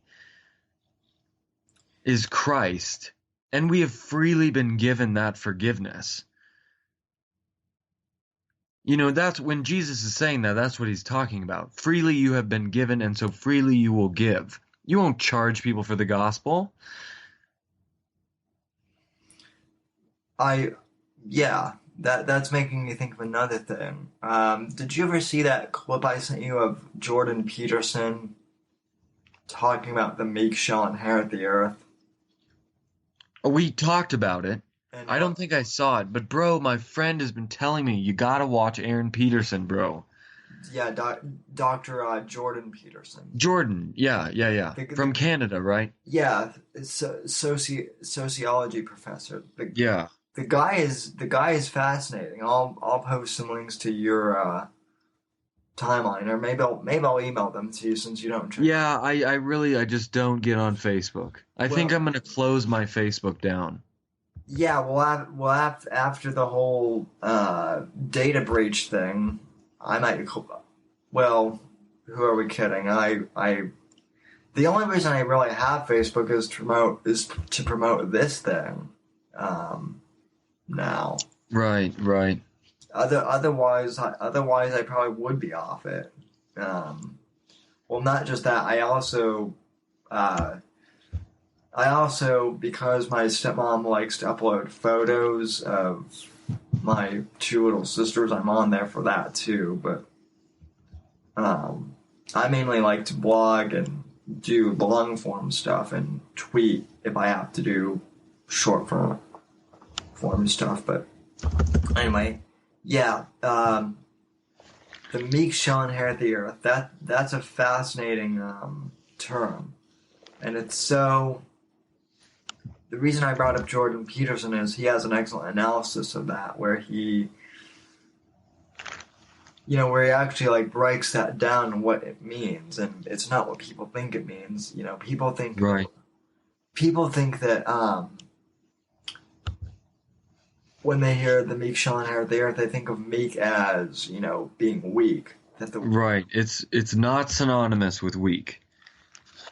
Right, not back then. It wasn't. I mean, so the definition, the little phrasing of that meant when Jesus said that, he wanted men who knew how to fight and who knew how to be fierce, but who also could, who would rather keep their swords sheathed, and not have to use them. But it's one thing to have your sword sheathed and at your side rather than not to have one at Right. all. Well, when he was in the garden, Peter drew his sword and cut off the ear of one of the guards. Which story is that? I don't. Right when Judas came and kissed Jesus. Oh in yeah, the garden. yeah, that's right. So you reminded me, bro, of this Heritage Foundation. You know about the Heritage Foundation? Of course. Good.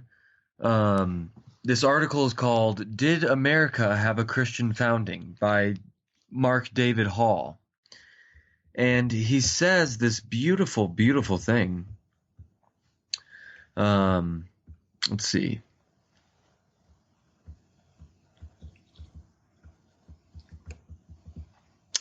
Oh, gosh.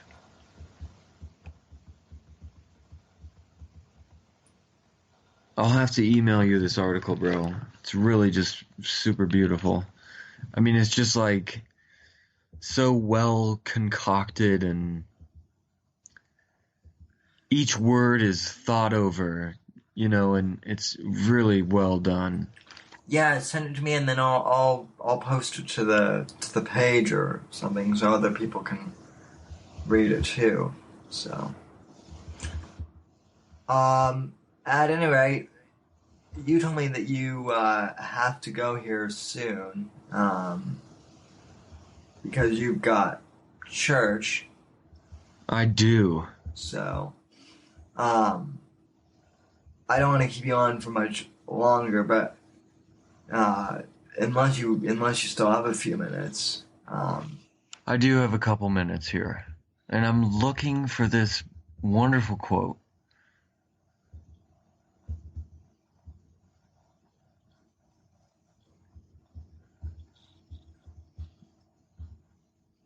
But overall, I would have to ask. While we're waiting, Yeah, yeah. what has your favorite moment been, either from the podcast or just interacting with me in the in the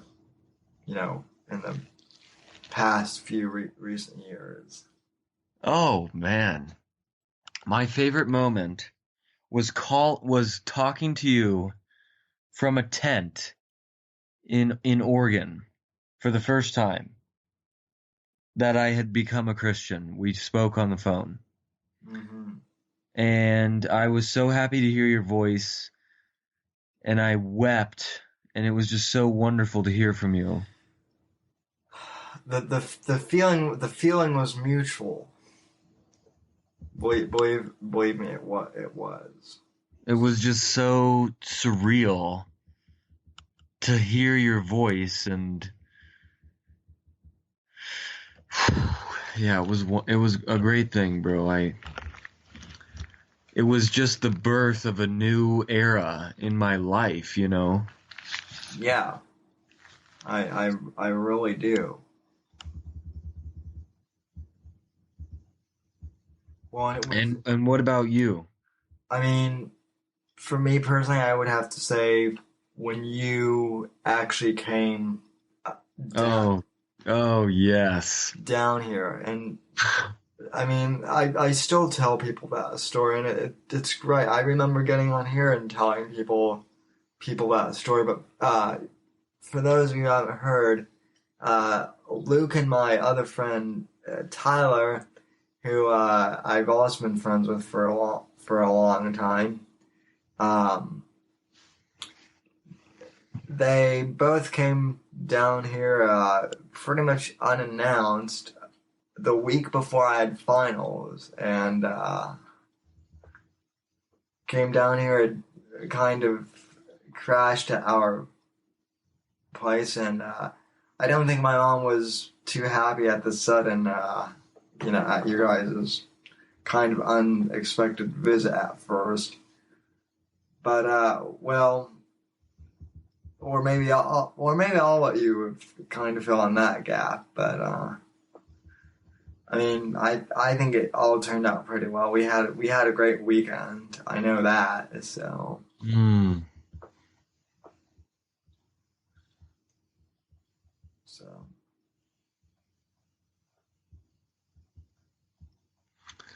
Well, bro, this is a long article. I'm just kind of skimming it here. Essentially, it's talking about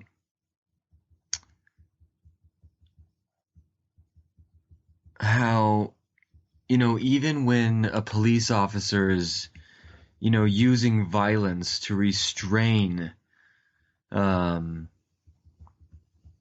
a person, they're actually exercising a form of self-control because they are protecting their neighbors from something that could be much, much worse.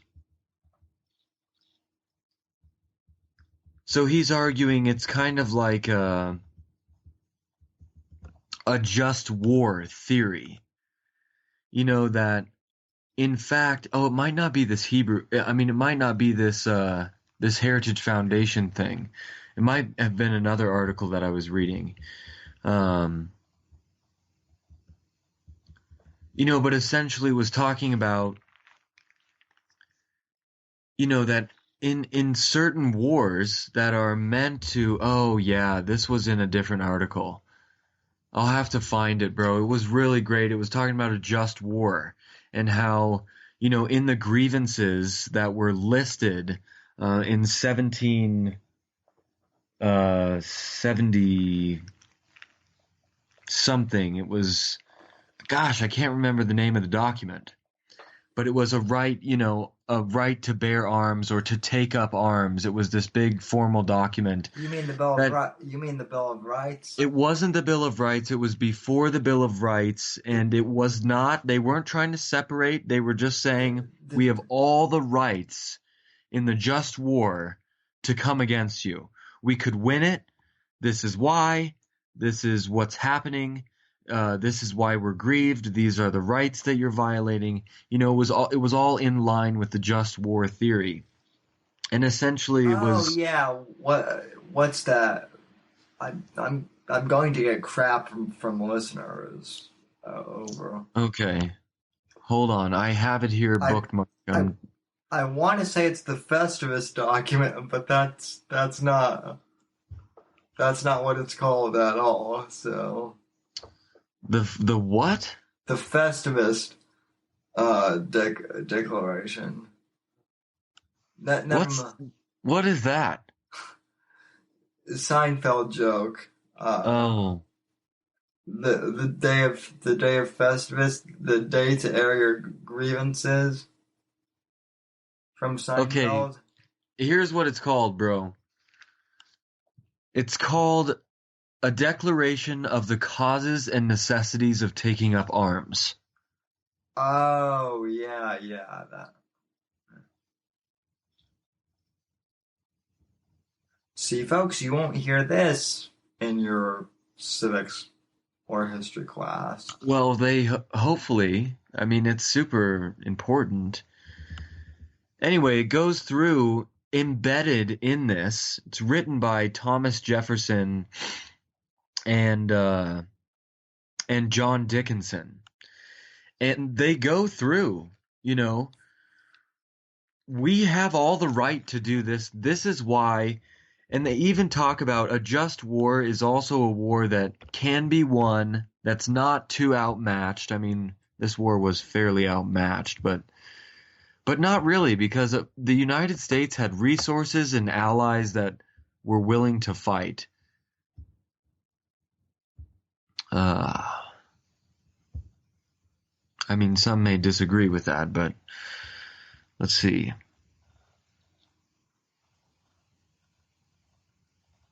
Yeah, so, but do you get what I'm saying? It's kind of a form of self-control, of meekness that, you know, when an officer is exercising violence to restrain someone, he's actually, you know, exercising meekness in a way. Yeah, He's exercising we need to control this person because they will hurt the rest of society.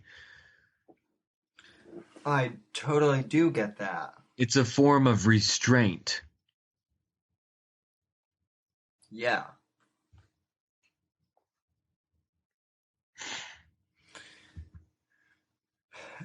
Yeah, but I mean, again, that's not the same thing as weakness, No, no, no. which I think is a very important distinction. Yes. Um, I also heard another interesting saying, and I've heard it before, but it's something like, hard times breed strong men. Uh, Strong men conquer hard times. Mm. Uh, or no. I think it's hard times breed strong men. Strong men. Strong men.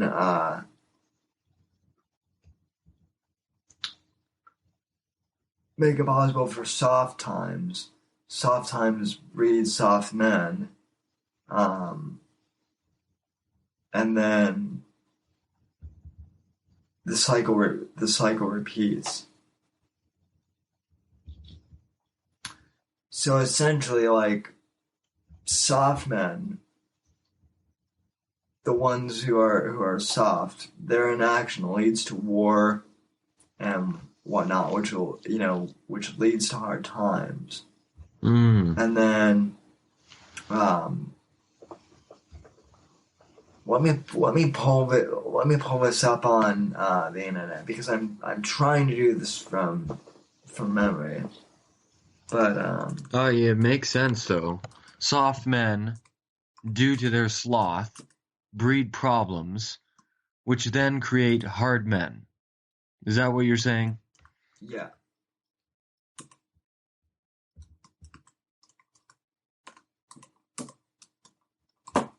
Let's see if Google has censored this. Okay. Weak. Okay.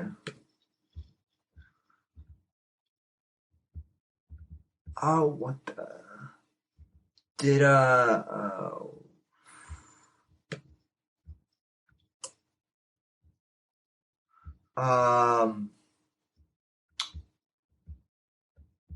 okay, hard times create strong men create good times create weak men create hard times.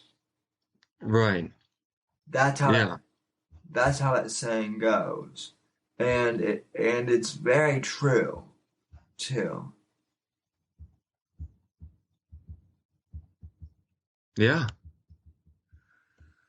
Alright, man, I think, I think that's a great note to end on. thank you for inadvertently coming on my podcast, bro. I did kind of a part one episode last night, and hopefully this will be released later this afternoon, which is when I plan on posting this. And thank you for coming on. I can't think of a better guest to have had on the show. Luke Nickless, ladies and gentlemen. He's not on any social media platforms, not really. And don't try to find me. No. I won't put you out there too much, but anyway, but he's a good friend, ladies and gentlemen. We've known each other for what? We've known each other for 18 and a half years now, since kindergarten. Yeah. Which so pretty much our whole entire conscious lives, which is pretty amazing. And thank you for just being there for me, Luke. I really do appreciate it. Likewise, Sam. And folks, thanks for listening to our long rant, and thank you for slogging it through us. If you're still here, we really appreciate it. Good night, God bless, and God save this great nation. Amen.